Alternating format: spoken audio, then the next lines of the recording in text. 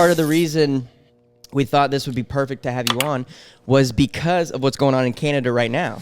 You were born in Canada. Yeah. And currently, Canada is in a full-blown revolt, it seems, with this trucker convoy, the Freedom Convoy. You want to know what's crazy about that? I have family in Canada that lives in Vancouver, and I was talking to them about it the other day. I'm like, did you hear what's happening in Canada? And no clue.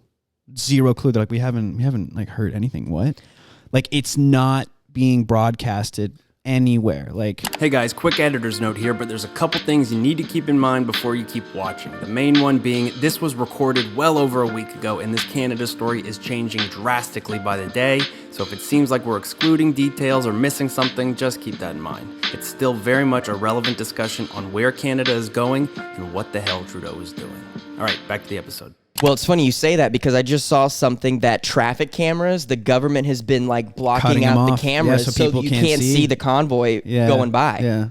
So they don't know about it. No. Also coming from a Polish background, my parents were, when they were growing up, they were being occupied by the Russians. Right.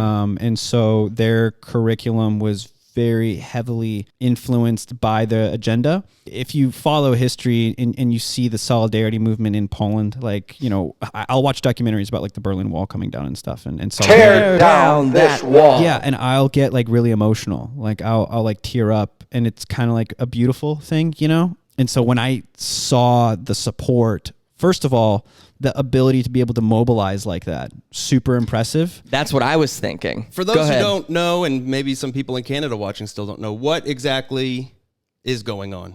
So the trucker Freedom Convoy is obviously, they have the jabbity jab mandate, and the truckers are revolting because the truckers are required to have it. So there is a convoy going on their way to Ottawa, which they're arriving now, of thousands. I think I saw it was spreading 50,000 trucks plus at this point. Cars and American truckers have joined in. Right. I think like 600 or something was the number I saw. Yeah.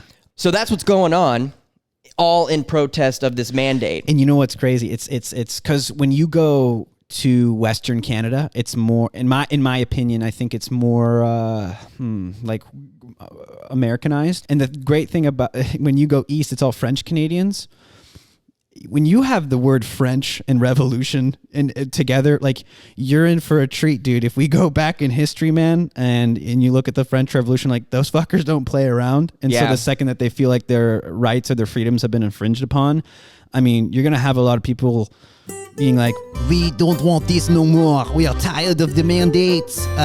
We are tired of all this. I want to eat escargot with no problem. Our Walmart ran out of snails and now we need more. And so the trucks have stopped coming and we want more snails. So, like, okay, whatever it is, right? Well, liberty. Or die. Yeah, exactly. We have started to manufacture guillotines in our warehouse. We're going back into the 1700s. So let me ask you, do you think that Eastern Canada, it being more French, do you think that's more of, let's just call it how it is, more of a liberalized area? I've been in the States for a really long time, so I'm more like attuned to like American politics. I know that Canada's always been very liberal. I would assume so, just how city centers are. Typically, cities are more liberal than the outskirts, right? Right. But I don't know so much about what French Canadians think of, or what they're like, more like politically. What are they thinking about this whole thing? I don't, because they're just taking it in France. Canada is a Commonwealth country, Commonwealth state to England, which is weird because you have French Canadians that speak French, and like it's kind of like going to France. You go to the Queen's on their money. You're right. Yeah. So I don't know if they align more with because obviously England's no longer a part of the European Union because of Brexit. But Boris Johnson just dropped all his shit. Yeah. So I don't know if they align with that more. I don't know, but also for some reason, just historical. I read a lot of I like history a lot. Big fan of Napoleon. Whatever. 18th, 19th century literature is my jam. So like obviously like a lot of that was happening during that time. I would think that they are probably not so much into like big government like controlling everything. That's just what I would think historically. But maybe what's happening right now, like in France, I don't know if they align with the French or with the English more so, or they probably have their own identity.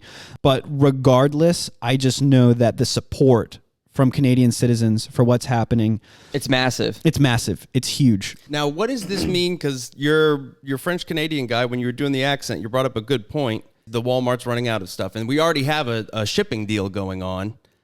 I mean, how much worse is it going to get now that the U.S. is joining in? Like worse. The actual truckers not. Yeah, exactly. So much worse. Because, I mean, I think all the government wants to do is see a group of people bend the knee. That's just... Also, dude, Canadian customs is probably one of the, if not the strictest in the world. Mm-hmm. Canadian customs is intense. Just a quick, gear off is I saw this Aziz Ansari special on Netflix. Oh God, how was that? Did you watch it yet, Jared? I don't watch that. Dude, I was a huge fan of him before, and which is weird. He moved to England, so he lives in England now.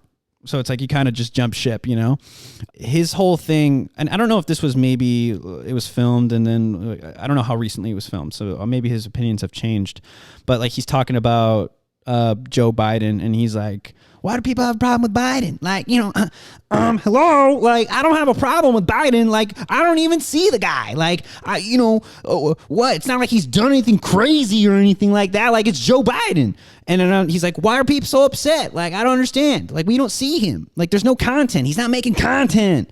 And I was like, that's a great impression. And I was like, that is right. I'm like, what do you mean? Why the fucking supply chain crisis? Like there's shelves that are like not being filled. Like the economy is not doing well. Inflation is out of control. Inflation is really high. So like people have a lot of reasons to be upset. Like, yeah, and he has definitely said his controversial things. And of course, growing up with people that have had Alzheimer's and dementia in my family, like I know what that looks like. There's a lot of reasons to be upset. Okay, well, real quick, born in Canada, how do you feel about Trudeau? Oh my God. So my parents actually went to the same university that he went to, University of British Columbia, UBC. Really? Thunderbirds, yeah. Because that dude's not that old. No, he's not. He's not. Because he looks like what? But he has 40. Yeah, he's young. But he has a family like background of holding political office. I think his father or his grandfather was also prime minister or had some type of that's pretty held funny. some high office. It's like the Bushes of Canada. Yeah. Okay. They in this shit. Yeah, they in the mess. Yeah, okay. They're the W's. Freedom fries.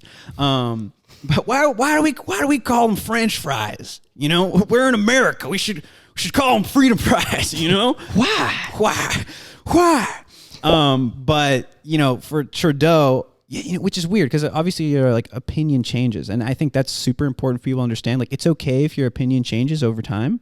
And originally, I agree. I used to like Bush. I don't like those other Bushes anymore at all. Before I was like, yeah, Trudeau from UBC, represent, he's prime minister, and he was socially liberal, and I feel like for the most part we are, right? There's some social issues that I'm sure we could be like, oh, I don't agree with that or this, and my mind's definitely changed on it, but for the most part, in terms of equality and just having a fair way of living, I was like, great, go Trudeau. But dude, the guy's, I think he's in over his head. I think he's really young, doesn't have a lot of experience. But hold on. Yeah. I don't want to give this guy too much benefit of the doubt or anything. No, there's no benefit of the doubt what I'm getting at. Oh, well, fair enough. But when he says things like this fringe minority, when he knows damn well it's not a fringe minority, why is he doing this? Because it's not happening here in the United States. The federal government who's in charge doesn't acknowledge the overwhelming amount of people who are not okay with what they're doing. Why is Trudeau doing this as well to his people? I think, okay. Is it intentional? Are they in on something that... So the thing is ever since my parents were in university, they used to call Vancouver Vancong because of how many Hong Kong residents and citizens were living in Canada. Vancouver, by and large, and I don't know, I can't speak for the rest of Canada, but the majority of real estate is owned by Chinese/Hong Kong citizens. They fucking own Canada. They own Canada.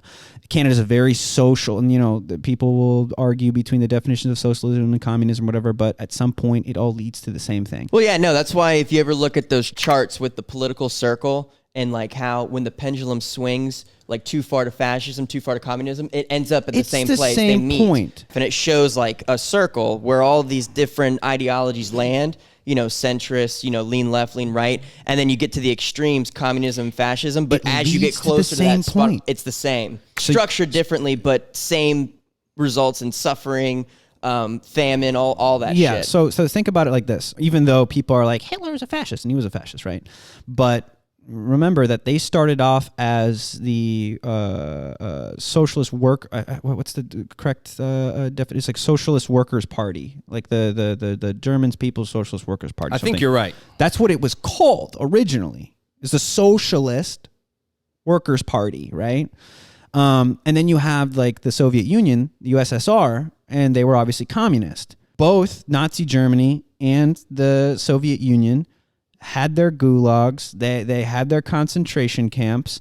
They both marginalized people. They both divided people. Okay. Going back to Trudeau and talking about that really quick and just saying that, I think he's got communist money.